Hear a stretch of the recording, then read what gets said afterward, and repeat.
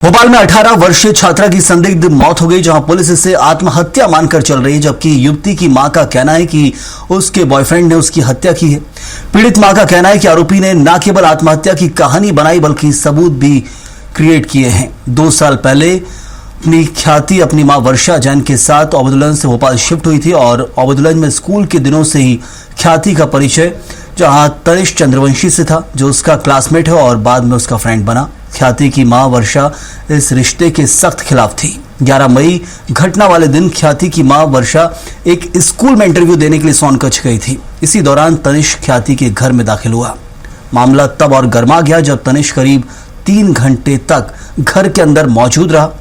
इस बीच ख्याति ने अपनी मां से 2 बार फोन पर बात की है, लेकिन डर या किसी और कारण से उसने तनिष्क के वहां होने की जानकारी नहीं दी है। कुछ देर बाद तनिष्क वहां से निकला और वापस लौटकर उसने खुद पुलिस और वर्षा जैन को ख्याति की मौत की सूचना दी।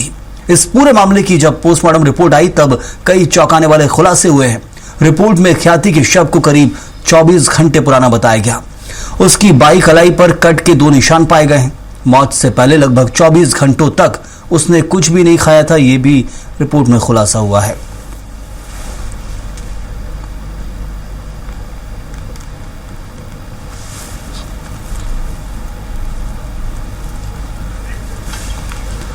तो अशोक गार्डन थाना क्षेत्र का ये मामला है और इस मामले को लेकर जहां लड़की की जो मां है उसके अलग आरोप है कि पुलिस इस मामले में अब तक कार्रवाई नहीं कर रही है और लंबा समय गुजर चुका है। कहा यह जाता है कि इस मामले में सिर्फ मर्ग कायम किया गया, FIR तक दर्ज नहीं की गई है और जो व्यक्ति पीड़ित बन के जो बताया जा रहा है उसका फ्रेंड है तनिष्क, वो फोन लगाता है पुलिस को और उसकी मां को।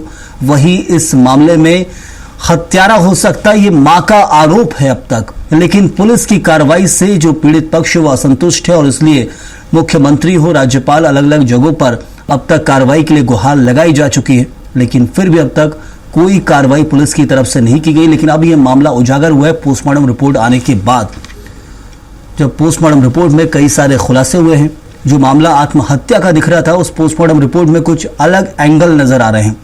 हाथ की जो कलाई है उसमें 2 कट के निशान बताए जा रहे हैं और भी कुछ ऐसी चीजें हैं जिस कारण ये मामला अब सनसनीखेज हो गया और इसमें कार्रवाई की मांग तेज हो रही है पीड़ित पक्ष की तरफ से, लड़की की मां की तरफ से, जो लड़की है इसकी हत्या की गई उसकी मां की तरफ से और परिवार की तरफ से।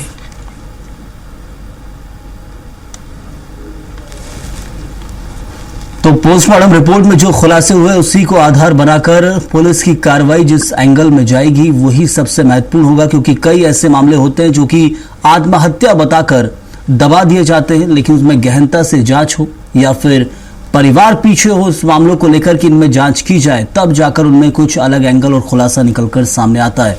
लेकिन इस मामले में देखिए अब तक जो कार्रवाई है उसी को लेकर पीड़ित पक्ष सवाल उठा रहा है और पुलिस का ये कहना है साफ तौर पर कि अब तक इसमें सिर्फ जो कहा जाता है कि एक मामला है मर्ग कायम कर उसे रख दिया गया, लेकिन इसमें FIR दर्ज नहीं की गई है। वही एक सबसे बड़ा सवाल है कि इस मामले को क्या दबाया जा रहा है, जो आरोप पीड़ित पक्ष लगा रहा है क्या वो सच है।